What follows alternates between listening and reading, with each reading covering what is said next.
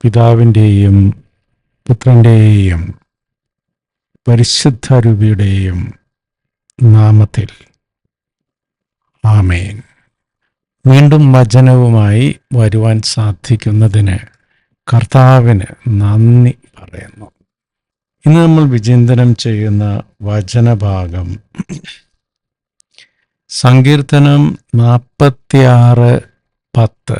സങ്കീർത്തനം 46:10. ശാന്തമാവുക, ഞാൻ ദൈവമാണെന്ന് അറിയുക. ശാന്തമാകുക, ഞാൻ ദൈവമാണെന്ന് അറിയുക.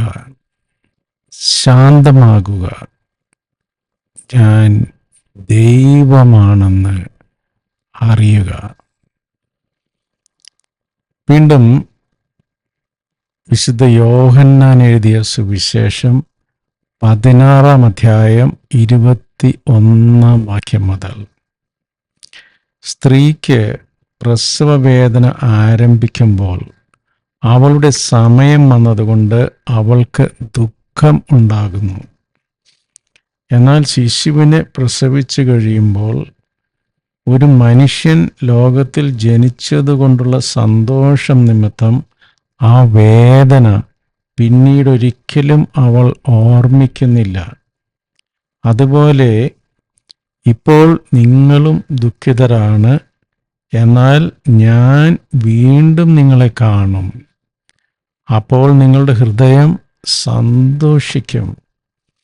നിങ്ങളുടെ സന്തോഷം ആരും നിങ്ങളിൽ നിന്ന് എടുത്ത് കളയുകയുമില്ല.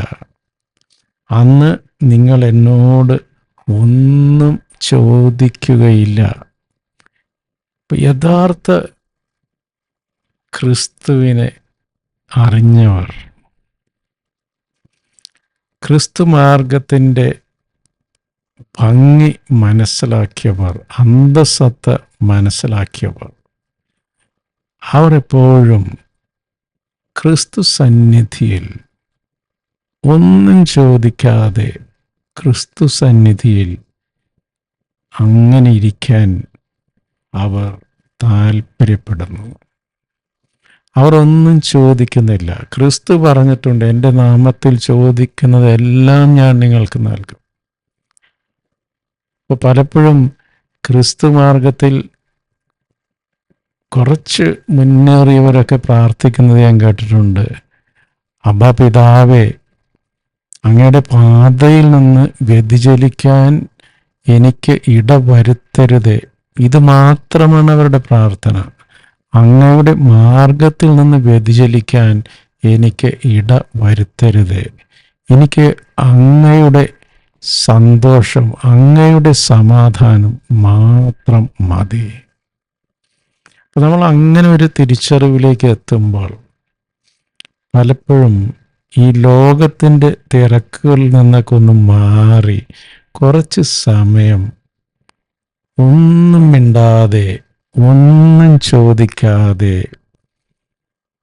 കണ്ണുകളടച്ച് കർത്തൃ സന്നിധിയിൽ അങ്ങനെ ക്രിസ്തുവുമായി അടുത്ത് ഒന്നിച്ച് ഒന്നും മിണ്ടാതെ അങ്ങനെ ഇരിക്കുവാൻ സാധിക്കുന്ന അവസ്ഥകൾ സാധാരണ മനുഷ്യരായ നമ്മൾക്ക് അപ്രാപ്യമല്ല.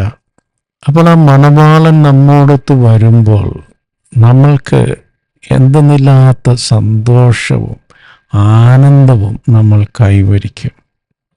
അപ്പം പറയുന്നു, എന്ത് വേണമെങ്കിലും ചോദിച്ചുകൊള്ളുക, ഞാൻ തരും.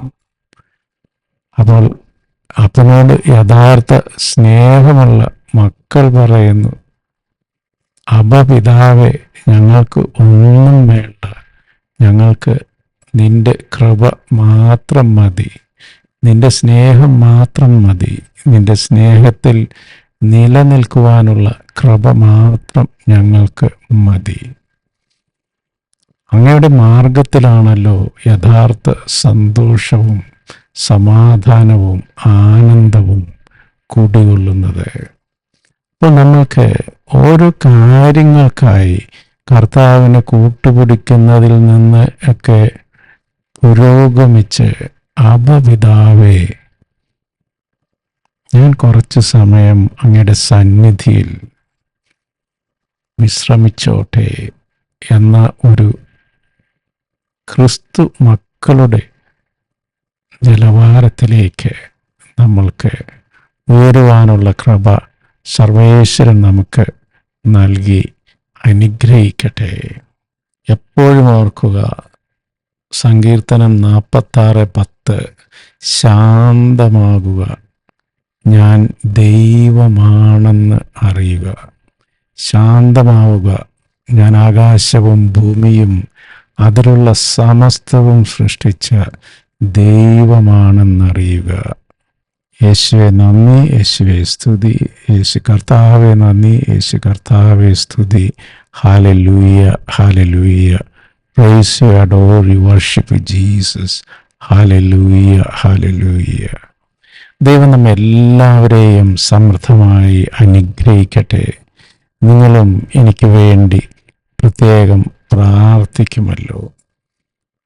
പറ്റുമെങ്കിൽ എല്ലാ ദിവസവും കർത്തൃസന്നിധിയിൽ കണ്ണുകളടച്ച് കുറച്ച് സമയം അബ്ബാപിതാവിനോടൊത്ത് ചെലവഴിക്കാൻ ശ്രമിക്കുമല്ലോ.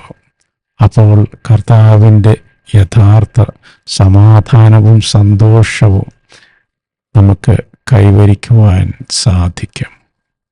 God bless.